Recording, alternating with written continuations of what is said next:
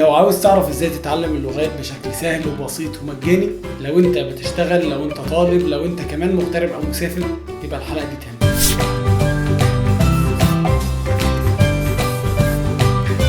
اهلا بيكم. هنتكلم النهارده عن موقع مجاني وبسيط وبيساعدك ان انت تتعلم اللغات بشكل جميل قوي. هو موقع دولينجو. موقع دولينجو في واجهته اللي باللغة العربية بيسمح لك ان انت تختار ما بين 4 لغات تتعلمهم: الانجليزي والفرنساوي والالماني وكمان اللغة السويدية. الموقع بيسمح لك ميزة التقييم المستمر على شكل نقط تقدر تعرف بيها مستواك، وكمان تقارن ما بين مستواك ومستوى زمايلك واصدقائك الموجودين معاك على الموقع. كمان الموقع فيه ادوات تحفيزيه جدا بيساعدك ان انت تعرف انت بتذاكر بقالك كام يوم ومستواك وصل لغايه فين.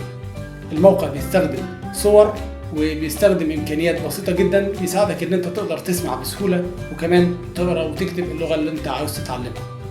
في واجهه الموقع باللغه الانجليزيه هنلاحظ ان احنا قدامنا 18 لغه بنقدر نتعلمها، وده طبعا للناس اللي بتجيد اللغه الانجليزيه سماحيه كبيره جدا ان هي تقدر تطور من مستواها وتقدر تتعلم حاجات كتيره جدا. في المجمل موقع دولينجو بيطور نفسه دايما اول باول وبيضيف لغات جديده، يعني اتوقع في القريب العاجل هيبقى فيه لغات اكتر تقدر تتعلمها من اللغه العربيه. كمان الموقع فيه ابلكيشنز الموبايل تقدر تستخدمها في اي مكان، وبالتالي تتعلم بسهوله ويسر وتطور مستواك وكمان تستفيد بوقتك. هتلاقي لينك الموقع ولينكات الابلكيشنز موجوده تحت الفيديو. لو عجبتك الحلقه اعمل لايك وشير وقول لنا تحب تشوف ايه في الحلقات الجديده.